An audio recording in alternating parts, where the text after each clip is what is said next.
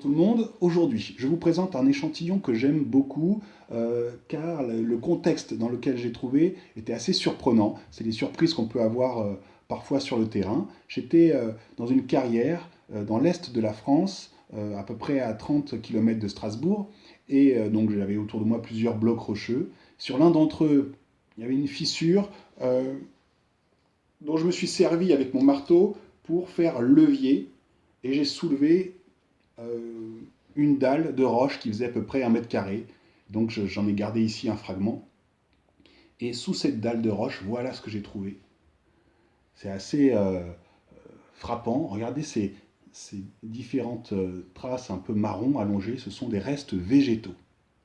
C'est-à-dire des restes de branches, de rameaux, de racines, peut-être de feuilles aussi. Quand on s'approche, on voit des fibres qui sont encore reconnaissables. Donc des restes végétaux dans une roche. C'était ça la bonne surprise. C'est pour ça que j'aime bien cet échantillon. Et quand je discutais avec la personne qui était responsable de la carrière, je voyais sur son bureau un échantillon qui était à peu près similaire, mais avec vraiment une branche ou une racine qui était presque plantée dans la roche. Et là, la personne me dit, c'est fou qu'une plante puisse pousser dans la roche comme ça. Et en fait, c'est pas ça l'explication. La plante n'a pas poussé dans la roche. Les végétaux ne se sont pas intégrés dans la roche. C'est pas ça.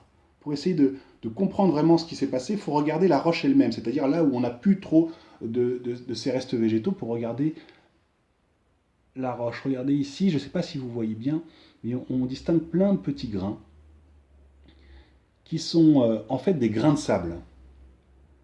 Et au moment où les végétaux ont été piégés, eh bien c'était dans du sable, c'était pas dans de la roche. Imaginez un grand fleuve comme la Loire, où vous avez une quantité de sable qui est transportée par l'eau. Vous pouvez avoir aussi des bancs de sable qui sortent un peu de l'eau, sur lesquels se développent des arbres, des arbustes. Et les débris de ces végétaux peuvent être transportés par l'eau, se déposer, et puis être ensevelis sous du sable. C'est ce qui s'est passé pour cet échantillon. Les végétaux, les débris végétaux ont été ensevelis sous du sable, et puis cette première couche de sable a elle-même été ensevelie sous une autre couche, et petit à petit, on a eu un empilement de couches de sable qui ont piégé, je dirais à tout jamais, les végétaux. Et lors de cet empilement, le sable a été compacté.